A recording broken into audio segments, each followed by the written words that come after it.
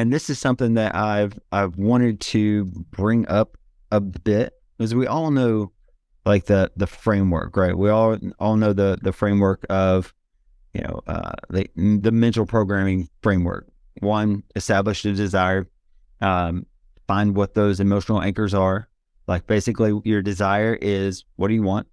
Finding what you want, um, and that's really that sounds very simple on the front end, but you would be amazed at the amount of times that I've asked women this, like, what do you want? Like, what is a clear like success to you? And it's the one thing that we all think we know, but when we're asked, we don't really have an answer for. So I have to kind of dig down and sometimes pry into, hey, what do I actually want? Like, what do I want to accomplish?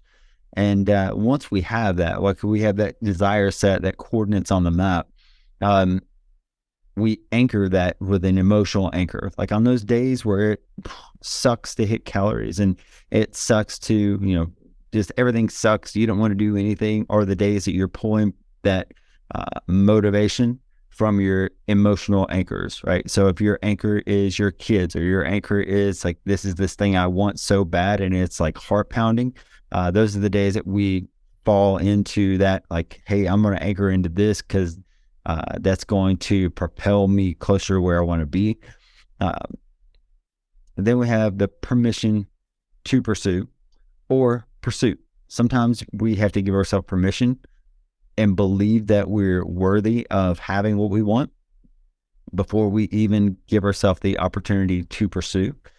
And then, as always, on every single call, you'll hear me talk about CDE. We all know what CDE is basically consistent daily execution of hitting your calories, your protein, your steps, and your programming, right? But within this framework, there's something we've touched on maybe a little bit, but I want to go deep on this tonight, simply because there's an exercise that's attached to this we're probably not going to be able to complete on this call. So maybe look at it as homework. I would imagine homework is probably going to be essential for this exercise anyway. But I want to kind of give you an overview of it before we break it down. So like we talk about like what we want, and to some people that's easy. Like I want to say, oh, I want to lose 10 pounds, I want to lose 15 pounds, whatever. But most of the time we say something like, I just want to lose, I just want to lose 15 pounds. If I could just lose 15 pounds. And whenever we insert like just into like a desire, that shows that there's there is a desire, but we're actually relegating the desire that we have to what we feel we can accomplish by inserting that, right? So we think about, the experiences we want to have. Like what are some things, I think we've gone over this a little bit, but what are some things that you would like to experience in your life? Like this is something to think about, right?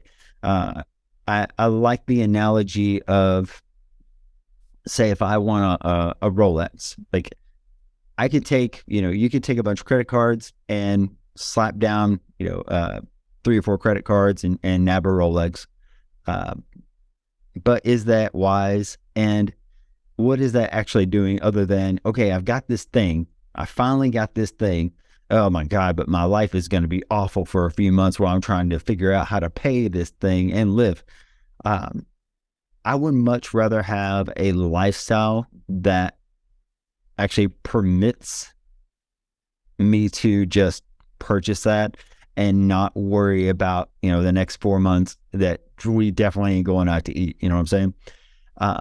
And that's what I'm thinking of. Like, this is the experience that I want to have, but how do we engineer that experience to be like the byproduct of what we desire?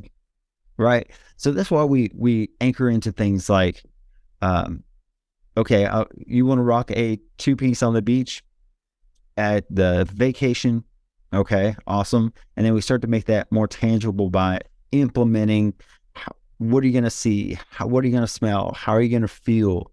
What are you going to wear? All that thing. Like we create that, but for us to be able to really experience that, the byproduct of that is, well, we've got to a place where we feel extremely comfortable in our own skin, and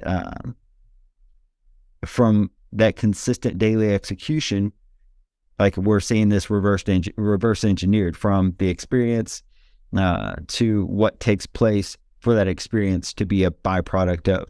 Everyone tracking with me? Everyone good? Okay, so here's where it gets fun. And I'll just have everyone come off mute.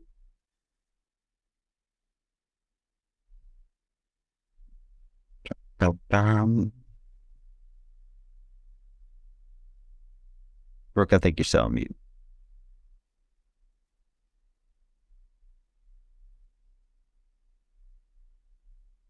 Can y'all hear me still? Okay. So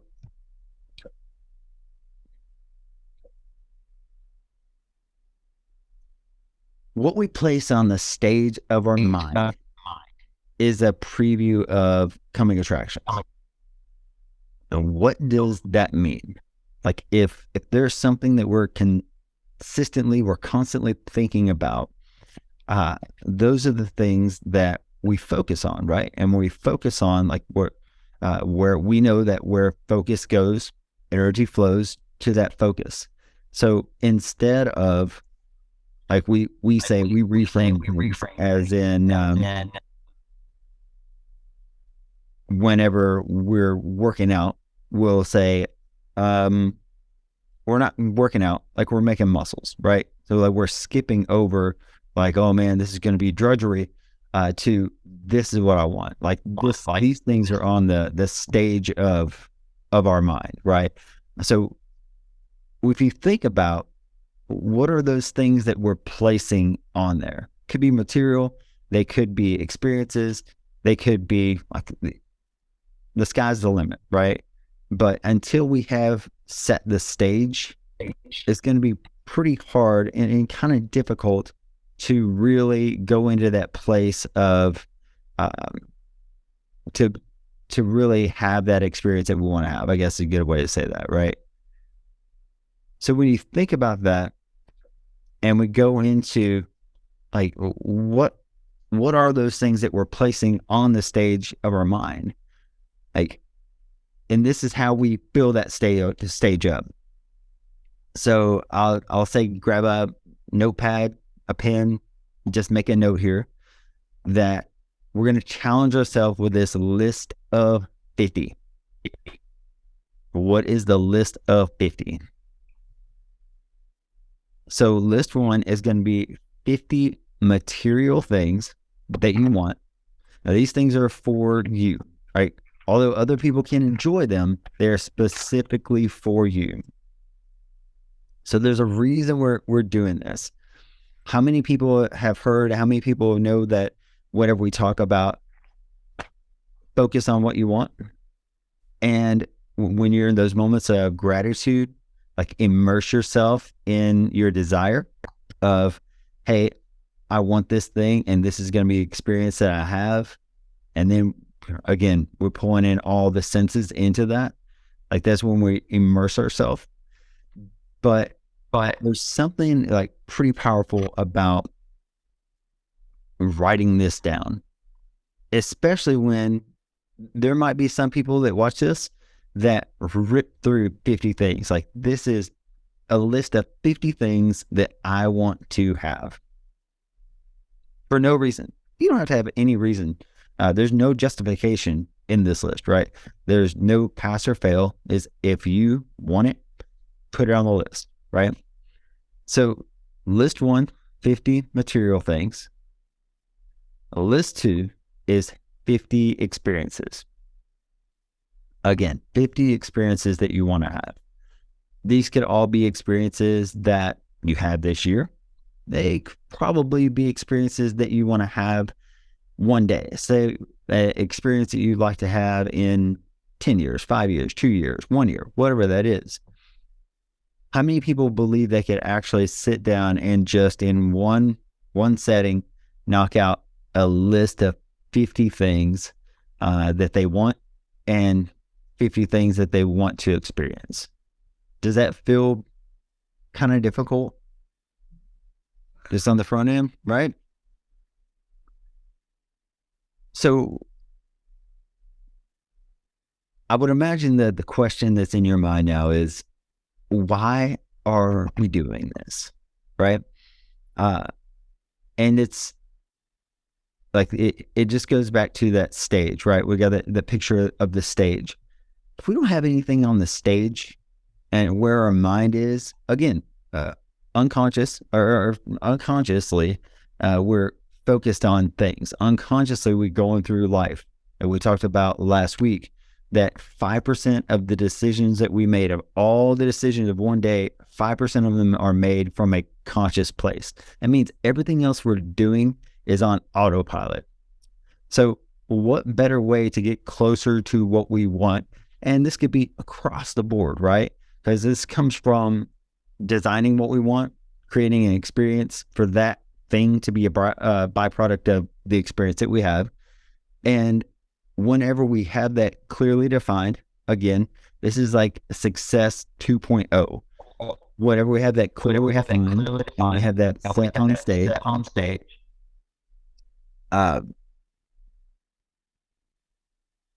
Then that's where our unconscious just lives, and what we're constantly kind of thinking about under the water, right?